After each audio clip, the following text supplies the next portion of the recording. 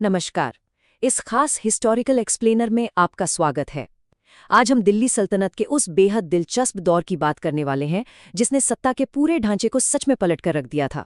एक ऐसा साम्राज्य जिसका अगर हम मॉडर्न नजरिए से मूल्यांकन करें तो हमें मध्यकालीन साम्राज्य निर्माण यानी एम्पायर बिल्डिंग की एक बहुत ही कमाल की कार्यप्रणाली देखने को मिलती है। तो चलिए शुरू करते हैं। अब जरा सोचिए, कैसे एक ऐसा समूह जिसे हमेशा सत्ता के केंद्र से दूर बिल्कुल हाशिए पर रखा गया था, वो ना सिर्फ एक जमे जमाए साम्राज्य को उखाड़ फेंकता है बल्कि उसके पूरे प्रशासन को एकदम नए और कट्टर तरीके से फिर से गढ़ देता है। ये सब आखिर हुआ कैसे? इस पूरे कहानी को अच्छे से समझने के लिए हम इन अहम पड़ावों से गुजरेंगे। उनकी उत्पत्ति और सांस्कृतिक संलयन, मामलुक राजनीतिक संक्रमण, मंगोलों के साथ उनका टकराव, रणथंबोर का वो अजीब विरोधाभास, एक बड़ा विश्वासघात और आखिर में उनकी वो कट्टर आर्थिक स्थिरता जिसने सब कुछ बदल दिया। तो सबसे पहले बात करते हैं इनकी उत्पत्ति और सांस्कृतिक संलयन के बारे में। आपको जानकर शायद हैरानी होगी कि दिल्ली में बैठे जो पुराने तुर्क कुलीन थे ना, वो खिलजियों को असल में गैर तुर्क मानते थे और उन्हें काफी नीची नज़र से देखते थे। लेकिन हकीकत में खिलजी मूल रूप से तुर्क ही थे। हुआ बस ये था कि अफगानिस्तान में 200 से भी ज्यादा सालों तक रहने की वजह से उन्होंने वहां के तौर तरीकों और रीति रिवाजों को पूरी तरह अपना लिया था, और इसी अनूठे तुर्क अफगान कल्चरल फ्यूजन की वजह से उन्हें अपने ही दरबार में एक तरह से बाहरी इंसान समझा जाता था। और यहीं से शुरुआत होती है उस बड़े मामलुक राजनीतिक संक्रमण की। हुआ ये कि जब मामलुक सुल्तान कैकोबाद लकवाग्रस्त हो गए तो दिल्ली में एक बहुत बड़ा पॉलिटिकल डेडलॉक यानी राजनीतिक गतिरोध पैदा हो गया। इसका पूरा फायदा उठाते हुए जलालुद्दीन ने अपने सभी विरोधियों को रास्ते से हटाया और उस छोटे से शिशु क्यूमर्स को गद्दी से उतार दिया। अब सबसे हैरान करने वाली बात देखिए, 70 साल की उम्र में एक बुजुर्ग इंसान ने ये पूरा तख्ता पलट किया, और चूंकि दिल्ली के कुलीन अभी भी उनके सख्त खिलाफ थे, इसलिए उन्होंने अपना राज्याभिषेक दिल्ली में नहीं बल्कि अधूरे बने किलोखरी महल में किया।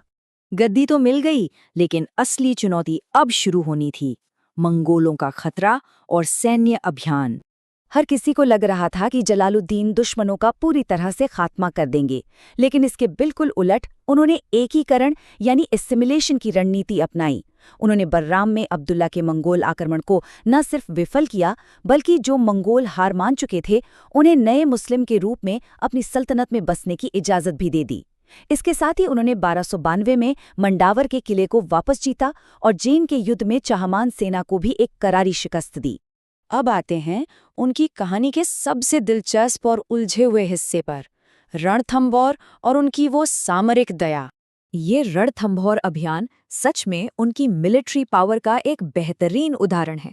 इस किले को उस वक्त अपराजय माना जाता था, मतलब इसे जीतना नामुमकिन सा था।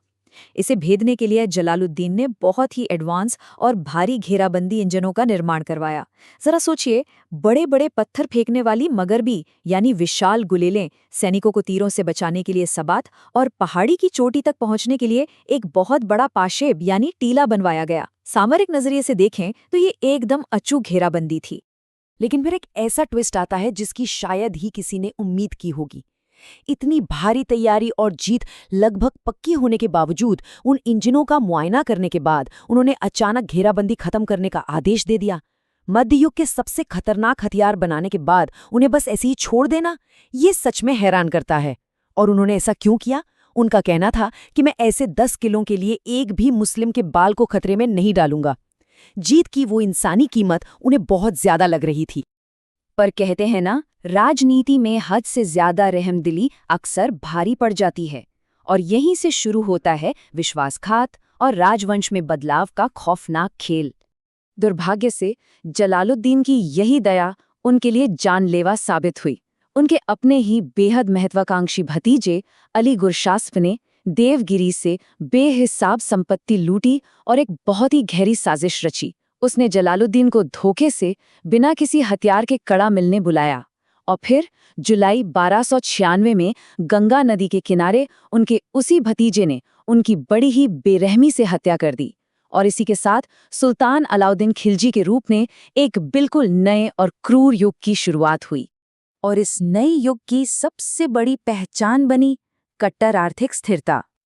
आज के मॉडर्न आर्थिक इतिहासकार जब अलाउद्दीन के इस दौर का विश्लेषण करते हैं तो वो साफ बताते हैं कि अलाउद्दीन की नीतियां कितनी ज्यादा रैडिकल यानी कट्टर थीं। मंगोलों के लगातार हमलों से बचने और अपने नए अभियानों को जारी रखने के लिए उसे एक बहुत बड़ी स्थायी सेना की सख्त जरूरत थी, और इतनी बड़ी फौज का खर्च उठाने के लिए देश में एक बेहद सख्त आर्थिक स्थिरता लाना बिल्कुल जरूरी हो गया था। अगर हम जलालुद्दीन और अलाउद्दीन के काम करने के तरीके को देखें तो अंतर एकदम साफ नजर आता है। एक तरफ जलालुद्दीन थे जिन्होंने राजनीतिक उदारता दिखाते हुए मलिक छज्जू जैसे बड़े विद्रोहियों को भी आसानी से माफ कर दिया था, लेकिन दूसरी तरफ अलाउद्दीन था जिसने सिस्टम को कंट्रोल में रखने के लिए भारी भरकम जुर्माने, कड़े मूल्य नियंत्रण, शारीरिक दंड और यहाँ तक कि सरेआम मौत की सजा जैसे खौफनाक तरीके अपनाए। जरा इमेजिन कीजिए एक ऐसे सिस्टम को जहां सरकार हर एक छोटी बड़ी चीज के दाम खुद तय करती हो। अलाउद्दीन ने हूबहू ऐसा ही किया। उसने पूरे व्यापार को 3 अलग-अलग बाजारों में बांट दिया। पहला बाजार था अनाज के लिए, दूसरा कपड़े, चीनी और तेल के लिए, और तीसरा बाजार था घोड़ों, दासों और मवेशियों के लिए। सामान बनाने और उसे लाने ले जाने के खर्च के हिसाब से हर एक चीज के दाम एकदम सख्ती से फिक्स कर दिए गए थे। और ऐसा बिल्कुल नहीं था कि ये नियम सिर्फ कागजों पर ही रह गए। इन्हें लागू करने के लिए शुहना नाम के अधिकारियों का एक बहुत ही सख्त नेटवर्क खड़ा किया गया। इनका इकलौता काम था मार्केट में जमाखोरी को रोकना और तय की गई कीमतों को हर हाल में लागू करवाना। इस एक मास्टर स्ट्रोक से अलाउद्दीन ने सीधे तौर पर ग्रामीण कुलीनों को किनारे कर दिया, जिससे उनकी अकूत संपत्ति और ताकत पूरी तरह से कुचल दी गई। अब अर्थशास्त्र के नजरिए से देखें तो इन कड़े फैसलों का असर दोनों तरफ पड़ा। एक ओर अलाउद्दीन ने राज्य की इनकम को बिल्कुल फिक्स कर दिया और सेना को सस्ता राशन देकर उन अभियानों को कामयाब बनाया जिन्होंने सच में सल्तनत को बचाए रखा। लेकिन अगर हम इसका दूसरा पहलू देखें तो इस सिस्टम ने एक बहुत ही महंगी नौकरशाही को जन्म दिया, प्राइवेट इन्वेस्टमेंट को पूरी तरह से डरा दिया, और लंबी अवधि में देखा जाए तो फ्री ट्रेड यानी मुक्त व्यापार का लगभग गला ही घोट दिया। तो ये सारी बातें हमें इतिहास की एक बहुत ही दिलचस्प बहस पर लाकर छोड़ देती हैं। आप खुद सोचिए, क्या ये जलालुद्दीन की वो बेमिसाल दया और क्षमा थी जिसने शुरुआत में सबको एक साथ लाकर इस राजवंश की मजबूत नींव रखी, या फिर ये अलाउद्दीन का वो क्रूर और कट्टर आर्थिक नियंत्रण था जिसने आखिर में उस साम्राज्य को टूटने से बचा लिया? इन दोनों में से किस रणनीति ने असल में इस सल्तनत को सुरक्षित किया, इस पर जरूर विचार कीजिएगा। हमारे इस हिस्टोरिकल एक्सप्लेनर में साथ जुड़ने के लिए आपका बहुत बहुत शुक्रिया।